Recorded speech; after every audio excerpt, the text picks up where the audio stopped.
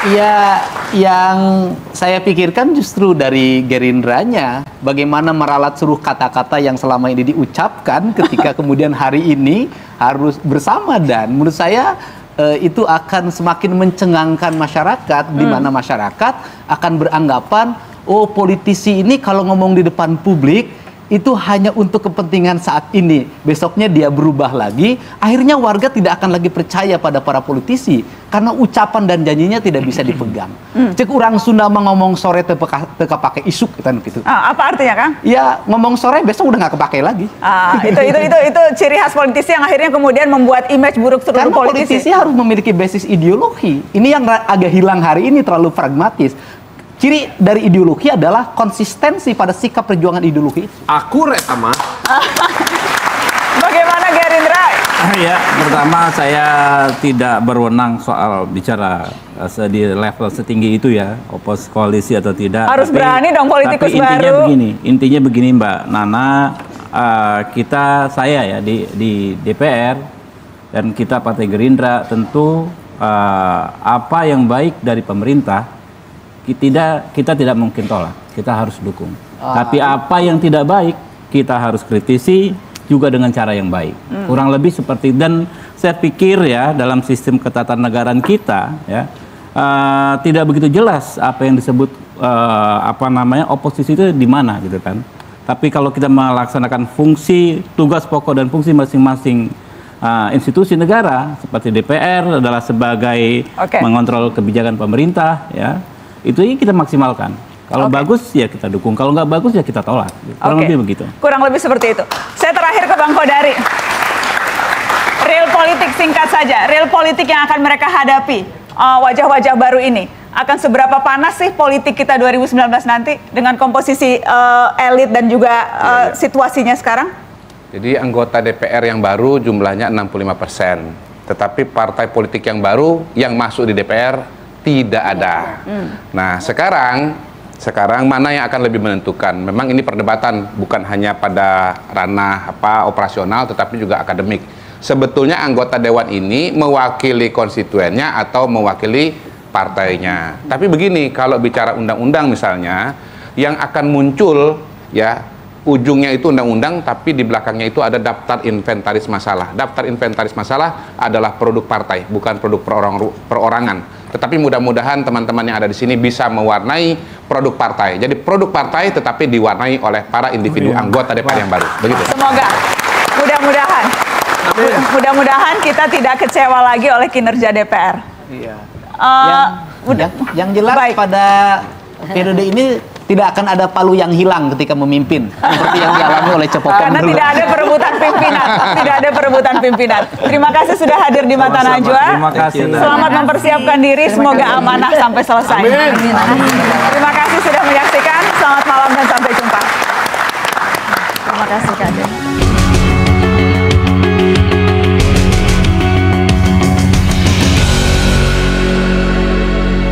Walau wajah-wajah baru di parlemen akan dominan, jangan lekas percaya seketika muncul perubahan. Wajar jika pesimisme menyeruak dengan hebat. Cerita tak enak kadung lekat kepada wakil rakyat. Publik yang akhirnya harus menekan dengan kuat agar mereka sudi bekerja dengan amat giat. Kepercayaan yang kita berikan harus dijaga, jangan sampai dipakai menggarong uang negara. Kinerja buruk periode lama harus diperbaiki, jangan cuma sibuk dengan intrik politik setiap hari.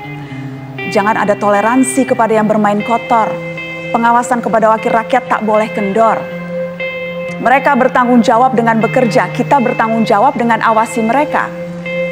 Itulah hakikat dari partisipasi publik. Terlibat tak boleh hanya dipilih, karena politik bekerja setiap detik. Atau Cepopong. Saya kenal. langsung. Tapi Krisdayanti jadi anggota DPR. Pernahkah itu terbayangkan sebelumnya? Sama sekali nggak pernah. Dan ini emang luar biasa ya, emang keajaiban. Keinginan pertama muncul mau jadi politikus itu kapan? Ya memang dari 5 tahun sebelumnya juga sudah beberapa partai yang mengajak saya untuk bergabung, tapi karena belum kesiapan secara mental juga, dan anak-anak juga waktu itu masih balita karena saya juga melahirkan sekitar 7 dan 6 tahun yang lalu kan. Jadi semuanya datang kemarin begitu mengalir dengan alhamdulillah semuanya begitu mudah dan tidak menemukan kesulitan yang berarti, dan bersyukur sekali ketika menjadi politisi itu sebuah pilihan sadar buat saya untuk memberikan pengabdian dan juga bakti untuk negeri.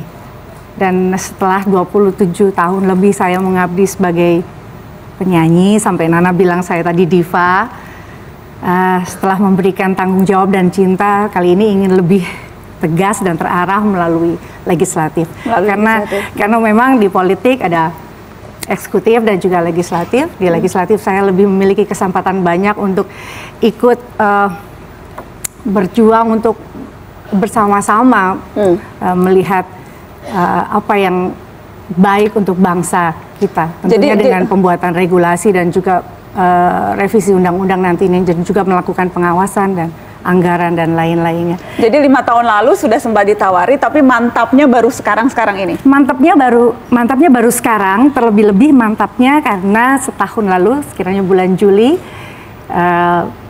dari Partai PDI Perjuangan, saya mengucapkan terima kasih sebelumnya kepada Partai PDI Perjuangan yang telah memberikan saya tempat yang sangat baik dan mengantarkan saya ke dapil tempat kelahiran saya. Yang mana, itu memang Kade yang pilih? Enggak, sama sekali itu adalah kebijakan dari Ibu Ketua Umum dan juga Pak Sekjen. Karena terus terang kalau saya di dapil Malang Raya, saya alhamdulillah tidak menemukan kesulitan yang terlalu berat, karena mengingat saya juga mengkampanyekan Partai PDI Perjuangan, saya mengkampanyekan Presiden terpilih kita Bapak Jokowi dan juga Kiai Haji Ma'ruf Amin. Jadi secara tidak langsung saya mendapatkan kotel efek dari itu. Jadi alhamdulillah semua. Karena kan kemudian suara Kade ini terbesar di dapil Jatim 5. Ada 132.000 orang yang memberikan suara. 132.000. Itu mengagetkan atau sesuai prediksi, karena memang siapa yang nggak kenal Krisdayanti kan? Sama sekali nggak pernah terbayangkan. Hanya saya merasa ketulusan, setiap pekerjaan pasti akan membawakan hasil yang baik bila kita melakukan dengan tulus dan tanggung jawab. Ketika saya mengetuk pintu rumah dan mereka menerima dengan baik, saya bersama 471 relawan yang mayoritas perempuan, kita mengetuk pintu rumah mereka, dan kampanye kita membaca berapa titik waktu itu? 500 titik, dan kita membacakan Pancasila di setiap rumah. Ya. Dan mereka mungkin biasa ngelihat saya di TV, jadi yang pasti yang mereka lakukan pertama adalah selfie. Jadi ya selfie dan melihat ekspresi kebahagiaan mereka yang nggak pernah terbayarkan. Dan saya tanya, apakah sepanjang 500 titik ini bertemu dengan semua warga di Malang Raya, apakah ada yang sudah didatangin oleh caleg lain? Mereka jawab belum ada. Jadi buat saya ini kesempatan yang luar biasa. Saya juga sebagai warga asli Malang Raya. Saya membayangkan waktu Kade mengetuk pintu bertemu dengan warga di ratusan titik, itu yang disampaikan pertama apa ya? Apa yang saya Krisdayanti, saya sekarang mau jadi wakil Anda, atau apa yang disampaikan? Ya, pastinya ini tidak akan mudah terjadi tanpa bantuan dari semua relawan-relawan saya. Jadi mereka memang sudah menyiapkan dengan sebegitu baiknya. Kalau Malang Raya kan ada batas. Ya, ini adalah segmen terakhir. Yang jelas yang isu politik yang sedang ramai dibicarakan saat ini adalah apakah sebaiknya koalisi ditambah jumlahnya. Apakah partai oposisi hanya tetap akan PKS, apakah Gerindra akan bergabung atau tidak. Itu isu yang lagi hangat dibicarakan sekarang, dan saya kemudian membahas itu minggu lalu dengan politikus-politikus senior. Ini yang ini terutama politikus-politikus baru. Saya ingin tahu pandangannya, apakah setuju kalau Gerindra bergabung dengan koalisi? Kade?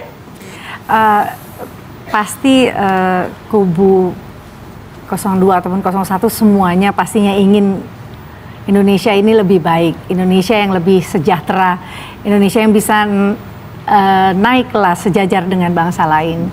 Jadi seperti sikap Pak Jokowi yang memang selalu terbuka untuk menerima itu. Gitu. Jadi saya pastinya akan mendukung untuk kalau bisa saling bersatu. Saling bersatu. Iya. Ini sudah seperti politisi senior jawabannya hati-hati. Kang Farhan, kalau Nasdem sih keras nggak mau bergabung Gerindra. Kang Farhan? Demi demokrasi loh, demi demokrasi harus ada check and balance. Jadi oposisi tetap diperlukan dan jangan oposisi yang cuma sendirian, mesti berdua biar kuat. Gitu ya. Iya dong. Jadi Kang Farhan politikus baru Nasdem juga menolak Gerindra bergabung. Sebaiknya sih tetap ada oposisi yang kuat. Oke, dan itu akan berpengaruh nanti konstelasi politiknya. Betul. Bagaimana Kak? Saya berpikir begini, teman yang baik itu bukan hanya bisa memuji, teman yang baik itu juga bisa mengingatkan pada saat teman yang lainnya melakukan kesalahan. Oke. Jadi sepakat dengan Kang Farhan ya, Siap. bahwa kita akan terus melakukan pengawasan terhadap janji-janji politik Pak Jokowi dengan Pak Kiai Haji Ma'ruf Amin, didukung oleh partai koalisinya. Ya, tentu saja insya Allah ini juga untuk kebaikan dan kemajuan bangsa tercinta Indonesia. Kang Deddy, nanti terakhir.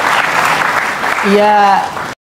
Assalamualaikum warahmatullahi wabarakatuh. Teman-teman semua dimanapun berada, semoga sehat selalu ya teman-teman. Kang Deddy Mulyadi sejak dulu sudah mewanti-wanti tentang DPR ini teman-teman.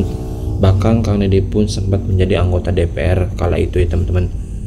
Ya di sini di podcastnya Mbak Najwa Shihab, Kang Deddy ya mewanti-wanti anggota DPR ya harus melakukan kebijakan yang mana jangan hanya cuman ketika belum nyalon bicara janji dan ketika sudah jadi malah palsu teman-teman ya. Itu membuat masyarakat ya sangat geram, marah teman-teman ya. Apalagi ya sekarang sedang terjadi yang kurang ya enak didengar ya, Indonesia sedang berduka teman-teman ya, tentang demokrasi di Indonesia sudah mati ya teman-teman ya. Hukum ya tumpul ya ke atas, tajam ke bawah teman-teman ya. Kang Deddy pun ya semoga aja ya Kang Deddy bisa ikut nih untuk ya menyadarkan para anggota DPR itu ya teman-teman. Nih contohnya nih di belakang motor kita pajak teman-teman ya, pajak ya. Tapi apa ya, uang pajak kita dipakai poya-poya. Sedih gak teman-teman? Sedih ya. Apalagi ya sekarang sedang berduka ya teman-teman ya. Miris sekali ya, miris, sumpah miris banget. Semoga kedepannya makin baik lagi sih ya. Dan Kang Deddy pun sudah mewanti-wanti ya sejak dulu, bahkan di podcastnya Najwa Shihab ya, semuanya terdiam ya mendengarkan Kang Deddy berbicara. Ya seberani itu loh ya teman-teman. Semoga ya semuanya sekarang ya kita berdoa ya agar Indonesia membaik lagi ya teman-teman. Oke, terima kasih, semoga sehat selalu. Assalamualaikum warahmatullahi wabarakatuh.